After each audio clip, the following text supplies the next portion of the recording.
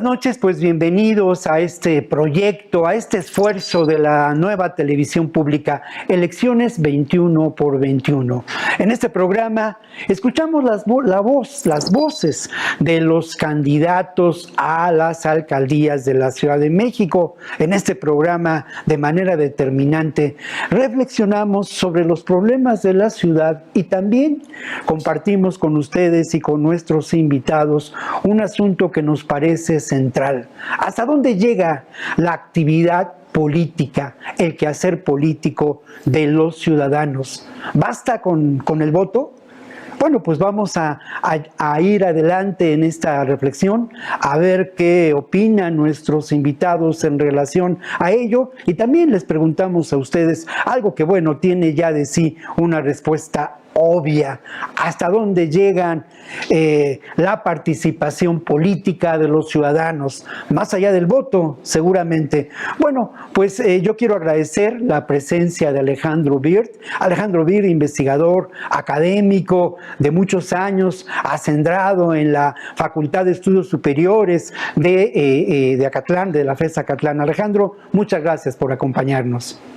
Gracias por la invitación, querido Víctor. Abrazos extensos a Paco y a la audiencia. Y bueno, también quiero agradecer a Francisco Cerezo, activista político de muchos años, integrante, fundador del Comité de Derechos Humanos, Hermanos Cerezo Contreras. Paco, muchas gracias por estar con nosotros. No, gracias a ti por la invitación y saludos, Alejandro. Bueno, y ahora les voy a presentar a ustedes este gráfico que tiene que ver con la realidad política, social, económica de la delegación Iztacalco. Iztacalco padece problemas de densidad poblacional. El promedio en la Ciudad de México es de 5,000 habitantes por kilómetro cuadrado. En Iztacalco es de más de 16,000 por kilómetro cuadrado, una enorme densidad poblacional. El 60% de sus habitantes tiene ingresos considerados bajos, entre 1 y 5 salarios mínimos. Y luego otra realidad que tiene que ver con lo que es la delegación, la alcaldía, perdonen ya ahora, en Iztacalco se padece una grave incidencia de casos de violencia intrafamiliar. Esto es un pequeño diagnóstico, un breve diagnóstico de lo que ocurre en Iztacalco. Pero yo quiero preguntar a nuestros invitados sobre un tema que es fundamental en estos momentos, y después de que hemos escuchado ya varios participantes en este debate chilango, yo quiero preguntarles a ustedes cómo ven este proceso electoral, un proceso electoral que tiene características muy singulares. Se da en un proyecto de gobierno que parece distinto, o que por lo menos en el discurso político se aleja de lo que puede considerarse el proyecto político anterior del llamado neoliberalismo. Es también un proyecto político, es también un proceso electoral en donde tenemos una participación muy abundante de partidos políticos, incluso de candidatos independientes. Y es un proceso en donde encontramos una inédita asociación entre el PRI, el PAN y el PRD. Pero bueno, ¿qué nos dicen ustedes? Alejandro, ¿cuál es tu opinión al respecto? ¿Qué particulariza a este proceso político? Pues algo que adelantas ya, mi querido Víctor, es que es diferente. Con todos los años que tengo a cuestas y los años que pueda recordar desde que participé como ciudadano en elecciones, yo no recuerdo algún escenario donde hubiera estas características tan peculiares por una alternancia real en el gobierno. Yo tampoco la había vivido, yo no creo que la anterior haya sido realmente una alternancia. La siento ahora con todos los asuntos por atender y por mejorar, por supuesto, pero en el ánimo del habla colectiva, pues caramba, que se pudieran decir tantas cosas con tanta frescura, a veces sin argumentos, pero que están ahí, y con una especie de conciencia ciudadana que por lo menos sale de una especie de letargo. Yo no sé si ya acabamos de despertar, no estoy seguro, pero son condiciones que para mí hacen una conversación muy diferente y por fin le darían sustento a esta idea de que la democracia no es un sufragio, la democracia se mama.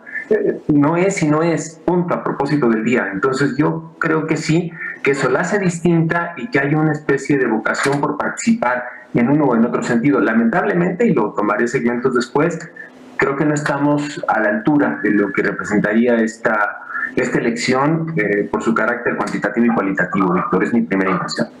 Francisco, quisiera preguntarte, pues lo mismo, ¿no? ¿Qué opinas de este proceso en el que nos encontramos? Bueno, evidentemente es un proceso inédito en la historia, donde hay mucha mayor participación, aunque también hay mayor polarización social, y aquí en el barrio pues la gente todavía no está muy convencida de que votar sea lo más importante. Todavía están con que, pues, ¿para qué votamos si de todos es lo mismo, todos son lo mismo? Sin embargo, pues está permeando un poquito la participación en las votaciones, ¿no? Entonces, pues creemos que va a ser una no tan disputada elección. Está muy cantado el resultado, pero pues es importante mantenernos siempre informados de cómo va el asunto, ¿no? Para ver hacia dónde caminar, hacia dónde ir, hacia dónde, cómo organizarnos también nosotros. Bueno, ahora quiero compartir con ustedes y con el público que amablemente nos ve por la televisión esta primera parte, esta primera batería de las propuestas, los comentarios de los candidatos que en este momento participan en la elección de para el alcalde de Iztacalco. Escuchemos. Armando, me encanta tu eslogan de campaña de Iztacalco al 100, porque refleja con precisión tus logros. De acuerdo con la encuesta de seguridad urbana del INEGI, el 71% de los iztacalquenses consideran que la delincuencia empeorará en este año. Te faltan solo 29 puntos para que hagas de Iztacalco una alcaldía al 100% insegura. Afortunadamente, los iztacalquenses no lo van a permitir. Tú ya te vas. Quiero hacer mención que nada más hablan en relación a que nosotros los habitantes somos los que tenemos la violencia. No es cierto, hay que poner el foco en los ojos bien pegados, que también existen autoridades que son unos delincuentes, se la pasan quitando el patrimonio de los iztacalquenses, invadiendo sus terrenos y luego se van. Hacen casas, hacen edificios muy felices. También así les puedo hacer mención que también ese tipo de gente se han hecho millonarios con el recurso de la alcaldía y que pertenece a los iztacalquenses. Por favor, iztacalquenses, vamos a alzar la voz. Gracias. Armando Quintero se tiene que ir de Iztacalco por mentiroso. De acuerdo a las cifras del Secretariado Ejecutivo de Seguridad Pública, en 30 meses de su gestión, 935 delitos más. Había 20.218 y en tu gobierno, Armando, llevas 23.153. Armando Quintero se tiene que ir de Iztacalco por mentiroso. Fabiola, tu candidatura es una farsa. A ti te propuso hace 3 años Elizabeth Mateos y a los 8 días te destituyó. No dijiste nada, te aguantaste, te callaste porque siempre bajas la cabeza. No tienes dignidad para luchar ni por ti ni por los demás. En el informe del secretario de Seguridad Pública ante el Congreso, señaló que hubo disminución de todos los delitos en un 53%. Iztacalco fue la segunda que más disminuyó después de Cuauhtémoc. Ahí está el informe, Daniel. Ponte a leer un poco, eres flojo para leer. No puede ser nuestro gobernante alguien que pagó al Heraldo una encuesta de intención de voto para los candidatos a la alcaldía, donde existe una violencia política en razón de género al omitir mi rostro, mi nombre y el partido. No podemos confiar nuestra seguridad en un misógino que no respeta a las mujeres. Señor Armando Quintero, ¿nos podría decir cuál fue su participación como titular de CETRAVI en la construcción de la línea 12 del metro en su gestión del 2006 al 2012? Quiero mencionar una propuesta, un tema muy importante que ataca a los iztacalquenses, y que esta familia mafiosa política que ha gobernado durante 20 años ha hecho caso omiso. La prioridad en el tema es el desabasto de agua, llevado en conjunto por las grandes construcciones que prometieron, unos se enriquecieron con eso y no viven en Iztacalco. Otros llegaron con la promesa de acabar las construcciones y se siguen enriqueciendo y tampoco viven en Iztacalco. Tenemos que trabajar en conjunto para regresar a los iztacalquenses el abasto real de ese vital líquido. La autoridad, estoy cierto, que tiene cochupo con las grandes constructoras. Pues yo creo que todos estamos de acuerdo, los que estamos aquí, los que están a través de sus computadoras, que no se dieron el privilegio de venir el día de hoy, como el candidato también del Verde, que creo que ya tiró los guantes porque desde el principio no se ha presentado ni siquiera en las campañas. Y yo quiero decir algo muy importante, creo que no solamente es Armando, no creo que solamente sea Daniel Ordóñez, yo creo que es todo el PRD el que debe ya de irse del gobierno, porque son los que han ocasionado durante todos estos años estas circunstancias. Y más allá de eso, yo creo que uno de los grandes problemas y de estar peleando es poder ver cuál es realmente la raíz del problema y poder atacarla, porque es la falta de oportunidades en Iztacalco. Exigimos seguridad, pero en los últimos años en Iztacalco, en lugar de disminuir la inseguridad, ha aumentado y es necesario reducirla hasta un 50%, ya que merecemos vivir en paz. Participaremos todos con las estrategias que tenemos para lograrlo. Atenderemos desde el origen y la raíz del problema, sabiendo que la violencia se deriva desde nuestros hogares, entorno o familia, sabiendo que la familia es el núcleo de la sociedad, así que es de suma importancia prevenir y atender todos los involucrados en actos de violencia. Fomentaremos la justicia y las leyes se aplicarán debidamente.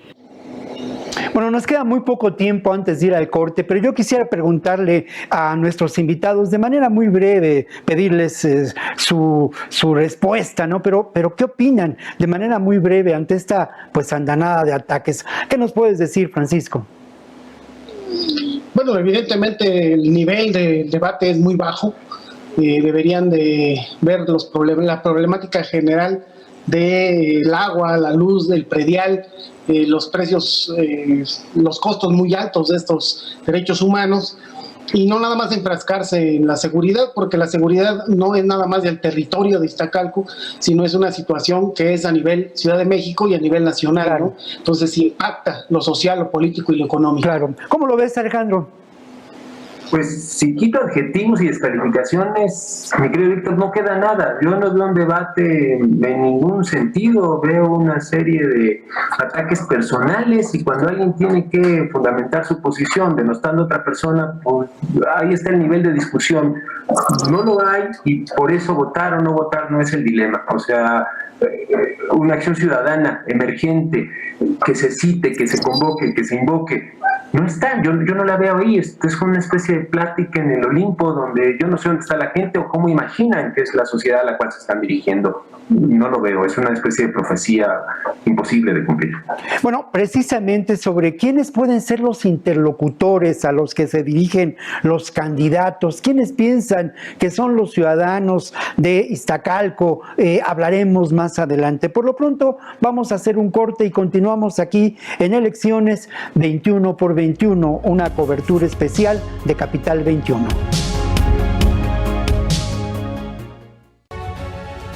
Hoy las y los mexicanos tienen dos opciones: el partido en el gobierno que prometía esperanza, crecimiento y estabilidad, pero solo miente, o ser parte del equipo que se unió para defender a México de la destrucción de Morena y del autoritarismo. No tires tu voto a la basura, úsalo para detener la destrucción de México. Va por ti, va por tu familia, vota por la coalición Va por México.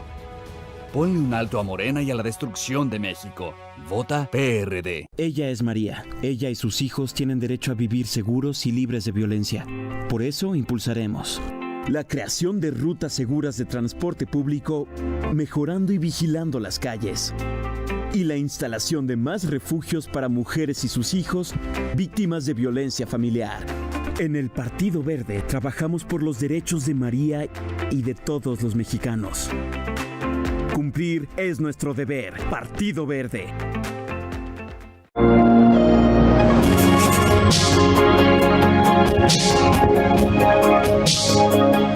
Bueno, continuamos aquí en Elecciones 21 por 21, una serie de programas especiales dedicados a reflexionar sobre lo que representa este proceso político en el que nos encontramos y también hablar sobre los problemas urbanos, sociales de las distintas demarcaciones de la Ciudad de México. Y bueno, vamos a escuchar lo que los candidatos a la alcaldía de Iztacalco utilizan en la última parte de sus intervenciones. ¿Cómo es que, por decirlo de alguna manera, firman? ¿Qué es lo que dicen para cerrar y para proponer el que se vote por ellos? Vamos a escuchar. Somos la fórmula perfecta para que nos organicemos como comités de vecinos, de comerciantes, de estudiantes, de fabricantes y juntos hagamos realidad un cambio verdadero. Tengo palabra. Soy la mejor opción. Voten por esta abuelita que no les va a fallar. Les reitero que no dejemos que la corrupción disfrazada de transformación traten de burlarse de nuestra dignidad con mentiras o comprando votos. Estoy convencida de que este es el momento de sacar a esa vieja política. Aquí estamos quienes creemos en un proyecto colectivo de ayuda y compromiso mutuo. Yo quiero ser ese instrumento a tu servicio. Si es un tiempo de reflexión, no es justo todo lo que está pasando. Iztacalco seguirá viviendo de la misma manera si seguimos votando por los mismos. Ya les dimos la oportunidad a ellos y vean los resultados, son pésimos. Yo seguiré por convicción, aunque otros lo estén haciendo por ambición. Queridos amigos y vecinos iztacalquenses, se dieron cuenta que la competencia de quién roba más es entre PRI, Morena, PRD y PAN. Los invito a que reflexionen y que voten de manera inteligente y pensante este 6 de junio. Somos la opción verdadera y de cambio. La candidatura independiente tiene firmeza y vamos a ir sobre la delincuencia. Voto independiente, hagamos que suceda. Saquemos a la vieja clase política vetusta que ha saqueado Iztacalco. Son todos los partidos políticos. En conclusión, quiero que Iztacalco sea sanado de violencia, de maltrato, de pobreza y cuidar el medio ambiente. Para ello es necesario dejar entrar a Dios en nuestro corazón y entregarle las llaves de Iztacalco para gobernar, porque lo que es imposible para el hombre es posible para Dios y yo le voy a rendir cuentas a él. Iztacalco merece un mejor presente. Para ello necesitamos 3 cosas. Un programa serio como el mío, que lo puedes consultar en mi página completa. 2, que la alcaldía, cuando yo gobierne, cumpla con sus compromisos y deberes. 3, que tú, como ciudadano, contribuyas a mejorar tu sociedad. Para que se vaya armando Quintero, es necesario que tú decidas votar por ti, votar por Iztacalco, votar por el PAN. Para Sandra Díaz es muy importante para que los iztacalquenses conozcan su rostro. No he tenido cargo alguno por el que cuenta con capacidad económica para difundir mi candidatura en radio, televisión, periódicos y revistas. Pero tengan por seguro que el recurso que se asigne a Iztacalco será para los iztacalquenses. Sandra Díaz ama a los iztacalquenses, cuidará de sus intereses y velará de sus derechos. Este 6 de junio salgan a votar. Vestiremos a Iztacalco de naranja. Su tercera opción. Gracias, iztacalquenses, nomás hay de 2 sopas.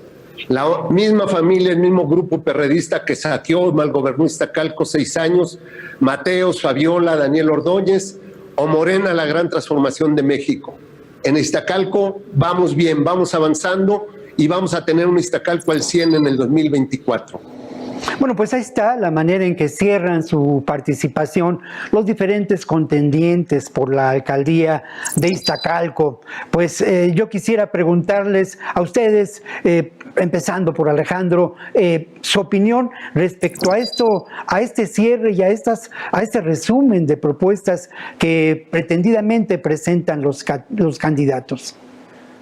Gracias, Víctor. Yo siento que son más como elegías personalizadas que una invitación a votar por un proyecto. Entiendo que el factor tiempo es importante en esta deliberación, pero yo vi el programa en su oportunidad, Víctor, y en esta segunda edición no acabo de ver proyectos que partan de acciones que involucren a la ciudadanía. O sea, insisto, veo como aspiraciones, algo ideal, hasta con algún sentido espiritual, pero no acabo de ver algo que pueda atar yo a una realidad objetiva, concreta, y eso envuelto en una cierta semántica festiva como para equilibrar la otra semántica de la destrucción que escuchamos en las descalificaciones, pues a mí no acaba de convencerme. Es decir, si yo fuese un ciudadano que va a votar ahorita en esa demarcación, diría, ¿por quién voto? ¿Por qué voto? Pero otra vez, no se puede reducir a eso, y se está reduciendo a eso, como si fuera la mínima y la máxima expresión del proceso.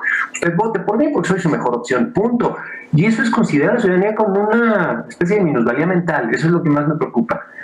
Pero del otro lado también, la ciudadanía tendría que ejercer ese derecho de decir y hablar por cuenta propia para no ser presa de estas descalificaciones. Caramba, o sea, ¿dónde estamos nosotras y nosotros para decidir el país que queremos? Por eso creo que esta vez sí existe esa oportunidad, pero que está en la ciudadanía, no está en estas arengas de campaña. Alejandro, toca un tema que es fundamental y del que Francisco Cerezo tiene una amplia experiencia: la participación política en la Ciudad de México, en los barrios de la Ciudad de México, más allá del voto. Organización que ha dado como resultado, de verdad, la reivindicación de muchos derechos. Francisco, yo quisiera conocer tu punto de vista en relación a pues lo propuesto por los candidatos, y también que compartas con nosotros esta experiencia de la construcción de la ciudadanía más allá del voto. Sí, si se trata de fomentar el voto, pues la verdad ellos son los primeros que no nos invitan a ello, ¿no? Y evidentemente desde los derechos humanos, una de las formas para participar de manera democrática en la sociedad es el derecho humano a la protesta social. Es decir, el 50% son las votaciones, pero el otro 50% es salir a la calle y lamentablemente tener que exigir lo que no se cumple, ¿no? No nada más las promesas de campaña y todo este tipo de situaciones, sino las problemáticas sociales que estamos viviendo. Y ahora con la pandemia, pues por ejemplo, no podemos pagar el agua, la luz, el predial, ni siquiera una canasta básica deseable.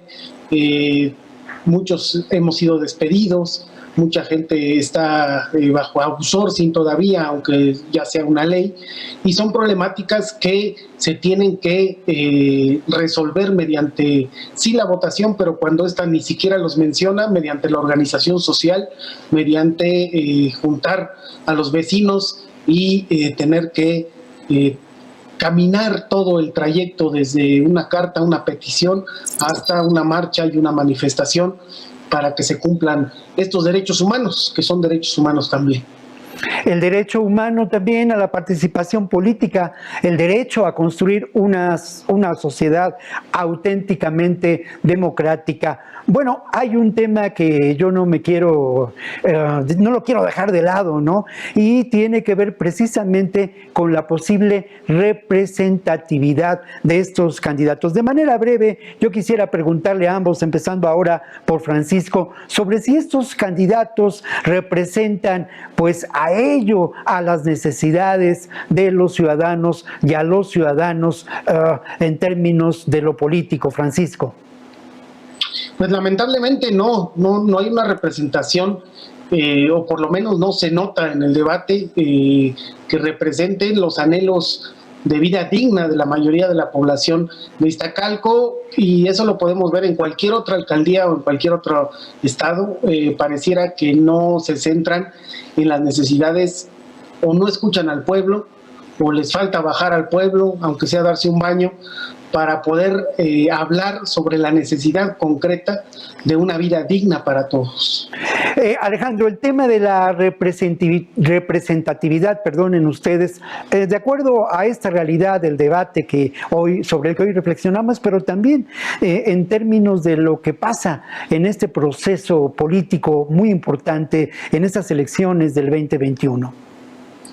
Yo encuentro elementos aislados, Víctor. Me parece que si hay alguna alusión a problemas que son tan comunes y tan generales en el país, no solo en esta demarcación, que sí hay, pero pues como dice Paco, no veo cómo estén articulados. Es decir, hay qués, pero no hay cómo. Y cuando no hay una propuesta que me lleve a pensar cómo llevarías a cabo esto que estás proponiendo, se desdibuja, se convierte en una buena intención, y sabemos de qué se llenan las buenas intenciones. Entonces es un camino que se allana en la palabra porque se complica en la realidad, porque si no se meten a hacer un diagnóstico y otra vez involucrar a la gente en las soluciones, que este es el gran punto. La gente se tiene que meter, Víctor, pero si desde donde se mira, desde el cristal donde se está mirando, no se tiene idea de a qué sabe ese lugar, a qué sabe recorrer la noche y pensar que con una luminaria lo vas a resolver, pues, perdón, es no tener la menor idea de lo que pasa desde el fondo de lo que somos y hacemos las personas. Y ese es para mí el gran saldo con el ejercicio político, más o menos en algunas candidaturas que en otras, pero creo que falta una articulación muy seria sobre procedimientos articulados con la ciudadanía. Si esto no pasa, no va a pasar otra vez a ningún lado. Y precisamente la falta de esa articulación genera problemas en relación a lo que consideramos nosotros la representatividad de los candidatos. Obviamente esto es parte de un proceso complejo. Lo que pues personalmente yo no quisiera dejar como la intención de este programa, y está muy lejos de lo que consideramos nosotros la actividad de la televisión pública en términos de la reflexión de estos procesos electorales. De ninguna manera quisiera yo dejar como conclusión por parte de nosotros el desalentar el voto. Todo lo contrario, estamos a favor de un voto pensante, de un voto reflexivo, pero estamos más a favor todavía de una acción política ciudadana. Y yo quisiera preguntarle a nuestros invitados, de acuerdo a su experiencia, nos queda poco tiempo, así es la tele, pues, pero de acuerdo a su experiencia de investigador académico, de verdadero humanista en el caso de Alejandro Wirth, Alejandro, ¿qué tan importante es la participación ciudadana más allá de depositar el voto en la urna en estos momentos en donde estamos intentando transformar a esta realidad humana, política y social de nuestro país? ¿Qué piensas, Alejandro? Es absoluta, Víctor. Si no pasa por la gente en verdad, si no es primero la gente, no va a pasar. Es muy sencillo. Si ahorita llevaras esas candidaturas a algún tipo de consultoría, decir, a ver, componga usted el discurso de estas personas para que voten por ellas. Bueno, algunas hacen milagros, a lo mejor lograrían ahí algo, pero sería una foto en la pantalla, una imagen, algo etéreo, algo en el aire. Si no se concreta a partir de lo que es y hace la gente, sencillamente no pasa. Por eso creo, y de ahí, y gracias por lo del humanismo, nada humano nos debería ser ajeno, como dice aquella frase, pero tiene que ser desde las personas, mi querido Víctor, si no, no va a pasar. No hay programa político que funcione sin contar con la voluntad, no con el voluntarismo, con la autoridad de la ciudadanía, no con el autoritarismo, para que este país llegue a donde la gente quiera llevarlo, desde su convicción, no desde un efecto persuasivo por una campaña más o menos exitosa. Eso es, desde el activismo. Francisco Cerezo, como lo decía, activista, integrante del Comité Cerezo, desde el activismo, ¿qué tan importante ves esta participación ciudadana, esta acción política en estos momentos pues históricos de nuestro país? Bueno, primero, votar es un derecho humano y por lo tanto pues tenemos también ese derecho para ejercer. Y lo segundo es que votes por quien votes, o votes o no votes, pues organízate, porque sin la organización de la gente es imposible alcanzar el anhelo de vida digna que todos quisiéramos tener para nosotros, para nuestras familias, pero también para el futuro. Miren, nada que ver tampoco este programa con este discurso de los medios conservadores que buscan la irritación social y que buscan, sí, el desaliento en cuanto a la participación ciudadana. Todo lo contrario, hay que votar, tenemos que votar porque en esta posibilidad de construir la democracia liberal, así llamada, hay una posibilidad de construir auténticos gobiernos democráticos. Pero obviamente, y yo quiero cerrar con esta reflexión importante, con esto que Francisco Cerezo menciona de manera muy sintética, hay que organizarnos. Y organizarnos porque la actividad política tiene que ver con eso, con las posibilidades de construir un mundo mejor. Alejandro Wirth, muchas gracias por habernos acompañado en esta reflexión sobre el proceso electoral de la Ciudad de México. Gracias a ustedes, Víctor. Abrazo. Francisco, pues muchas gracias por habernos acompañado y por ese trabajo que realizas, ni más ni menos que allá en el barrio. Muchísimas gracias a ti. Saludos. Y bueno, pues como dicen los clásicos, gracias también a ustedes que nos brindan el favor de su atención. Nos encontramos la próxima ocasión aquí en Elecciones 2021. Víctor Ronquillo en Capital 21.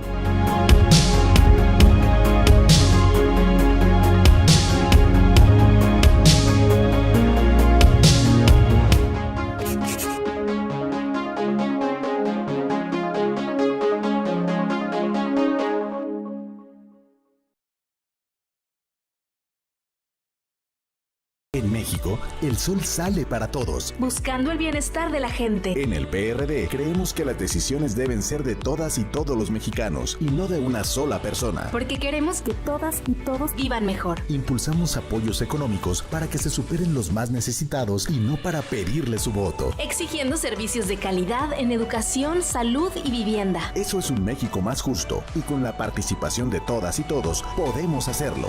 El sol sale para todos. PRD. La cuarta transformación se siente en todo México, en cada hogar, en cada sonrisa, en la semilla que toca nuestra tierra, en la mirada de los más sabios.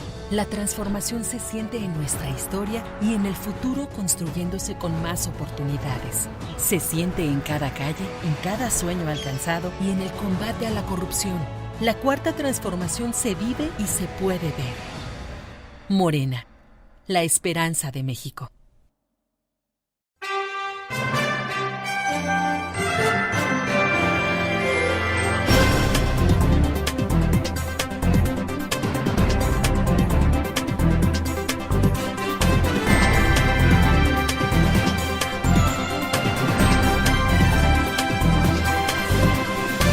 Sistema Público de Radiodifusión de la Ciudad de México. Clasificación A. Contenido apto para todo público.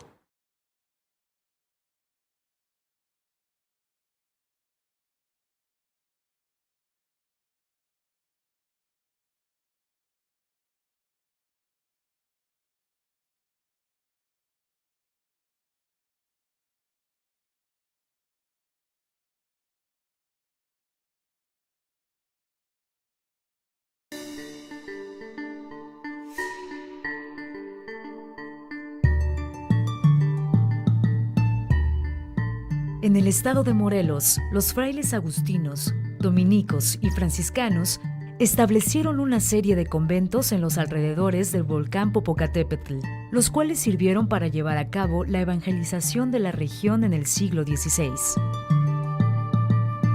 Estas edificaciones conforman la Ruta de los Conventos, la cual fue declarada en 1994 Patrimonio Mundial de la Humanidad por la UNESCO, debido a su alto valor histórico y cultural. Tras el sismo del 19 de septiembre de 2017, estos conventos sufrieron daños estructurales severos. Sin embargo, a 2 años del sismo, los trabajos de rescate y restauración, coordinados por el Centro INA Morelos, van avanzando.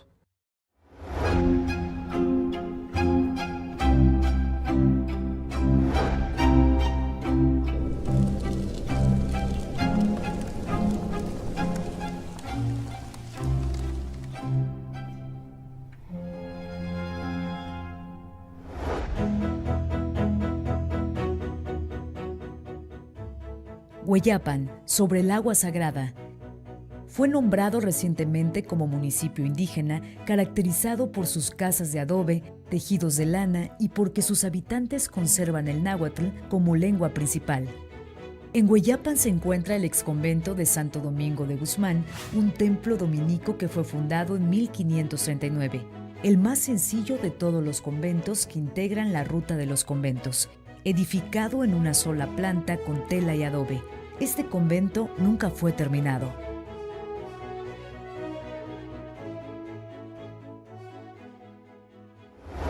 Soy Ulises Manrique y hoy me encuentro en el convento de Santo Domingo de Guzmán, en Hueyapan, Morelos. Como pueden darse cuenta, también sufrió graves daños a causa del sismo del 19 de septiembre del 2017. Los invito a que me acompañen a ver los trabajos de rescate y restauración que le están realizando a este inmueble.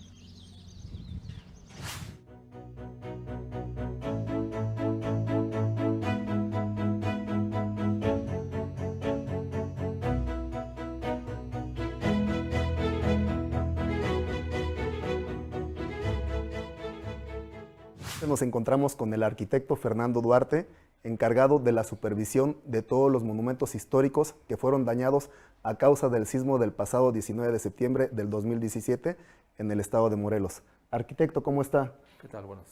Muchas gracias por recibirnos en este lugar tan especial. Hablando del exconvento de Hueyapan, que también salió afectado por el sismo, ¿qué nos puede hablar respecto a ese convento? Este inmueble también pues, salió severamente dañado en su estructura arquitectónica, a pesar de que es un inmueble que se encuentra en la parte más alta, ¿no?, del estado, y que pues, no fue la excepción en cuanto a sus afectaciones, que sí hubo elementos de colapso, en el caso de la cúpula, en el caso del campanario que está totalmente lastimado, pero afortunadamente ahí está. Las acciones que hemos encaminado a este edificio religioso pues ha sido desde inmediatamente después del sismo. Los daños que tuvimos en esta área del claustro lamentablemente también fueron muy severos. Estamos llevando a la restitución de esas cubiertas que salieron totalmente dañados, principalmente por estar en colindancia de la nave del templo, que generó un colapso de la cúpula. El edificio del claustro de alguna forma resultó dañado en su estructura arquitectónica, pero también históricamente es de un solo nivel, ¿no? Esto nos quiere decir que no fue concluido en su totalidad el claustro, ¿sí? Históricamente quedó en una planta baja nada más, y es lo que tenemos hoy en día. Su sistema constructivo lo podemos apreciar con estas intervenciones, que son muros de mampostería a una altura, y los enrasos son con muros de adobe, ¿no? Desde luego las cubiertas tampoco son las históricas, o sea, ha venido también cambiando sistemas constructivos, desde luego prevaleciendo el original, ¿sí? Con un tapanco de viguerías y la cubierta que ya lo cité a 2 aguas. En cuanto a la nave del templo, es la más riesgosa que tenemos estructuralmente.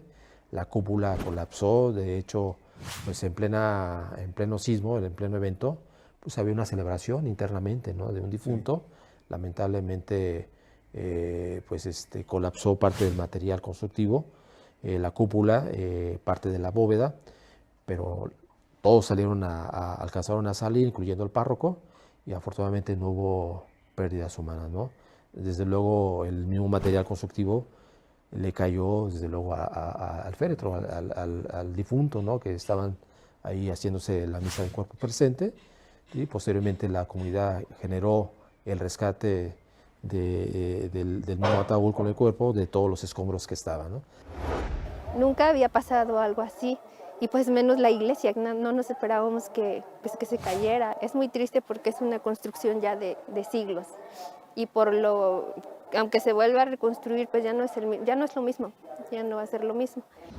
Nos encontramos con el ingeniero Abelardo Oviedo, residente de los trabajos de rescate y restauración que están realizando a este convento. Ingeniero, ¿cómo está? Muy buenas tardes. Buenas tardes. Es un placer que nos reciba. No, al contrario. ¿Nos puede platicar de qué manera es que están trabajando aquí en este convento? Mira, nosotros aquí ya llevamos un poco de tiempo trabajando en los daños principales que hubo con el sismo, precisamente. Aquí hubo muchos daños en cuestión de estructurales, y obviamente es mucho conformado por la clase de material que se manejaba hace mucho tiempo. Este convento data aproximadamente del siglo XVI, entonces el tiempo que tiene ya es bastante.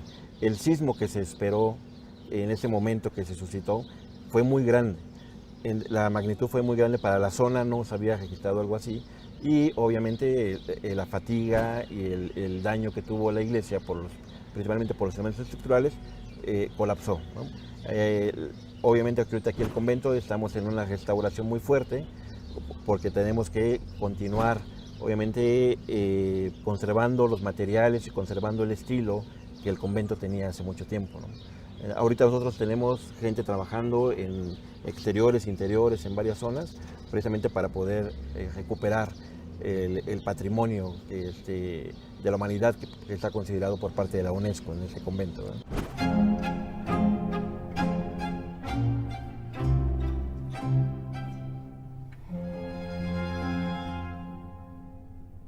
Si nuestros ingresos queremos mejorar, por RSP debemos votar.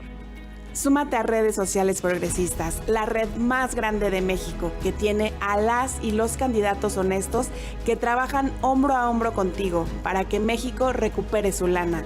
Si sanar a México es tu meta, este 6 de junio, vota por RSP en todas tus boletas. Visita redessocialesprogresistas.org y conoce nuestra propuesta para sanar a México. El Centro Cultural Querenta Merced les invita y les agradece a seguir a Libres Entre Libros en todas sus redes sociales. Te agradecemos estos 13 años al aire. Capital 21, corazón de la capital.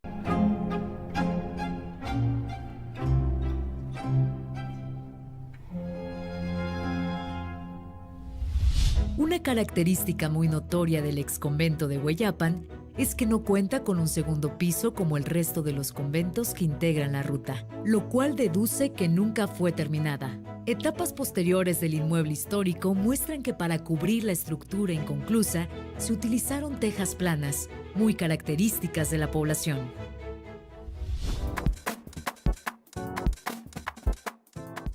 Ulises, mira, te comento, esa es la fachada principal ahorita que tenemos en el convento. Si te fijas, la fachada sufrió muchos daños. En la parte del centro encontramos unas grietas bastante fuertes, son unas grietas estructurales, precisamente porque en la parte interior la bóveda principal falló. Esto se debe a que obviamente a que la cimentación que viene siendo los muros laterales que conforman el convento, obviamente sufrieron daños, se abrieron y precisamente hay una falla muy grande en lo que viene siendo la fachada principal. Eso que vemos ahí donde está la ventana es precisamente la grieta estructural que tenemos que reparar cosiendo, inyectando para poder consolidar otra vez la fachada como debe de ser. Se van a modificar y se van a cambiar los aplanados, conservando obviamente el estilo, conservando el mismo material que se estaba teniendo para conservar el inmueble. Desde aquí podemos apreciar del lado derecho, en la parte superior, el campanario. Ese campanario, ahorita ya pusimos ahí un poco de madera para poder detenerlo un poco en las fallas que tiene, porque ese campanario tuvo una ruptura en la parte central, bastante grande, considerable, y el campanario en la parte superior tuvo una rotación. Obviamente por el movimiento de las campanas y el sismo, esa rotación se fue dando, al grado de que rompió completamente el campanario por la mitad, y lo tenemos sujetado. Ese es uno de los puntos que vamos nosotros a reparar, a restaurar este campanario, en el interior y exterior, estructuralmente hablando y en sus acabados.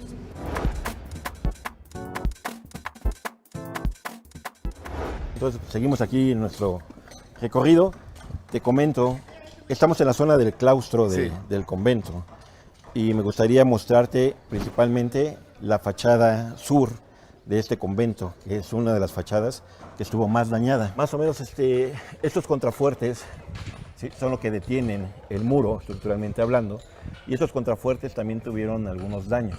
Los muros, como lo ves, ahorita ya fueron arreglados, tenían muchas grietas estructurales, tenían mucho material desprendido de la piedra de aquí de la región, y ya nosotros fuimos localizando piedra que se pareciera, que fuera estructuralmente la ideal para poder conservar el inmueble, y ya fue reparada prácticamente en su totalidad esta fachada sur. Aquí en la parte del claustro, si nos damos cuenta, tenemos mucha piedra de recinto. Esta piedra de recinto se recuperó principalmente de la caída de la cúpula del convento. Entonces tenemos ahorita nosotros resguardado esa piedra porque se va a volver a reutilizar. Entonces sí se puede reutilizar ese material. Sí, se limpia, se consolida bien y obviamente la mano de obra especializada que se mete, podemos utilizar otra vez el mismo tipo de material, ¿no?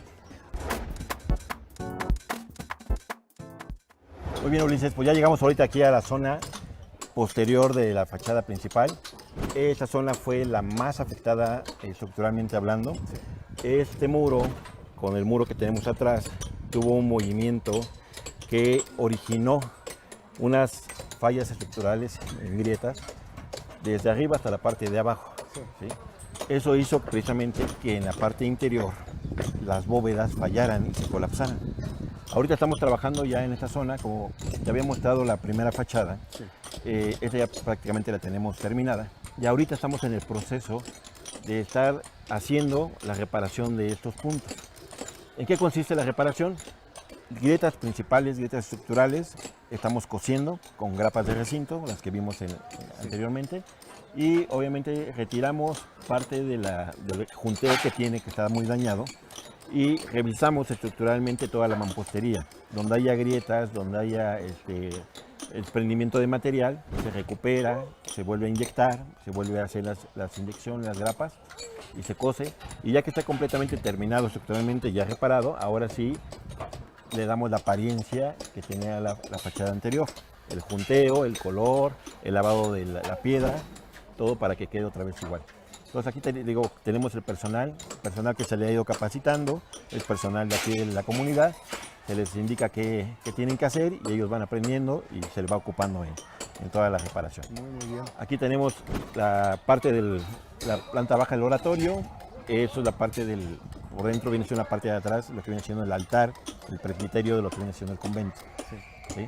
Si gustas pasamos por aquí en la parte de atrás, también tenemos personal trabajando, haciendo principalmente el cocimiento de los muros porque tuvieron daños muy fuertes. Gracias.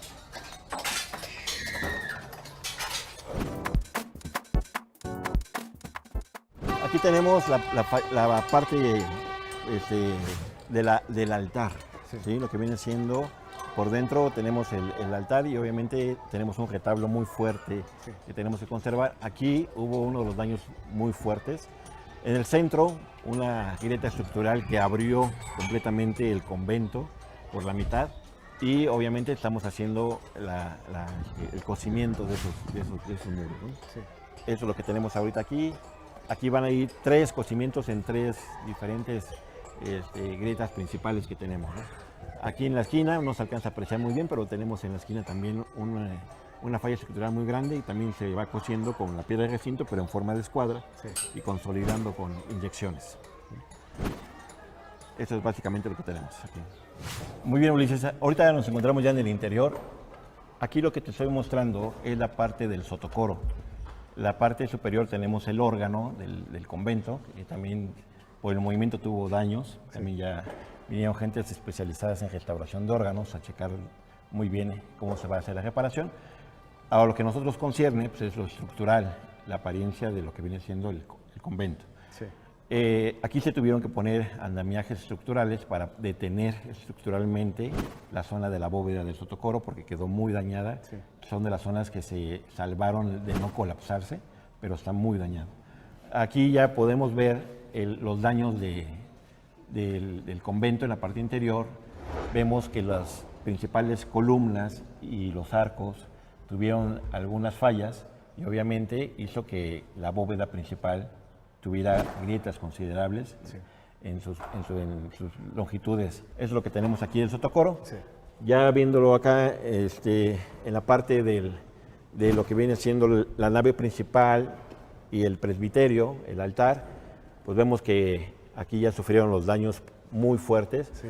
La cúpula se colapsó, ¿sí? Ese colapso fue principalmente porque los muros tuvieron alguna falla, alguna debilidad. Los arcos no aguantaron el movimiento y el peso y obviamente llegó un momento en que se abrió y empezó a caer, ¿no? Se colapsa la cúpula y se colapsa parte de lo que viene siendo la bóveda del presbiterio porque piezas importantes de la cúpula cayeron en la otra losa y obviamente provocó este desprendimiento y este colapso. Inclusive aquí podemos apreciar en el piso que también se hundió.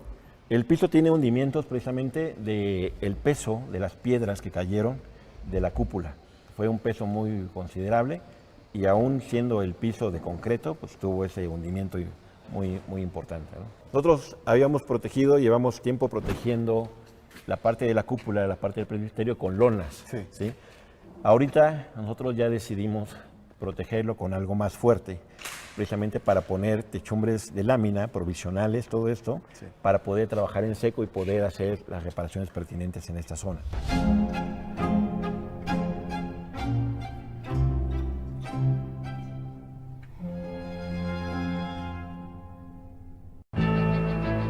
Con la pandemia tuve que dejar mis estudios porque en mi casa no hay internet.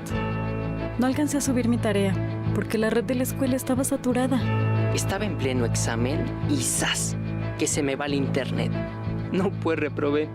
Fuerza por México hará una ley para garantizar la cobertura de internet de calidad para todos los estudiantes y las escuelas públicas del país. Que se conecte México. Todos somos Fuerza por México. Hoy podemos hacer algo por nuestro planeta, dejar de tirar nuestros residuos en el medio ambiente y mejor separarlos para que puedan ser aprovechados. Podemos enseñarlo a las nuevas generaciones y podemos comenzar ahora, porque el futuro es hoy, no mañana. Podemos reciclar. ecose.mx.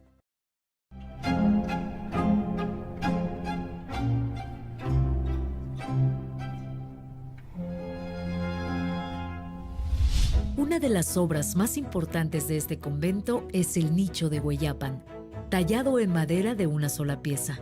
Esta obra fue creada por el maestro de arte sacro Higinio López, originario de Zacualpan de Amilpas. En años recientes la pieza fue recuperada después de que décadas anteriores fue sustraída del exconvento.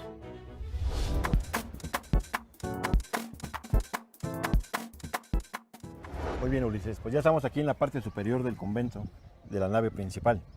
Aquí podemos observar la zona del campanario y como te comentaba desde la parte de abajo, tenemos una falla estructural precisamente al centro